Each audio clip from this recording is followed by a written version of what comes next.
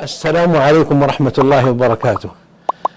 طهر قلبك إلا من أتى الله بقلب سليم. يقول عليه الصلاة والسلام: إن الله لا ينظر إلى أموالكم ولا صوركم ولكن ينظر إلى قلوبكم.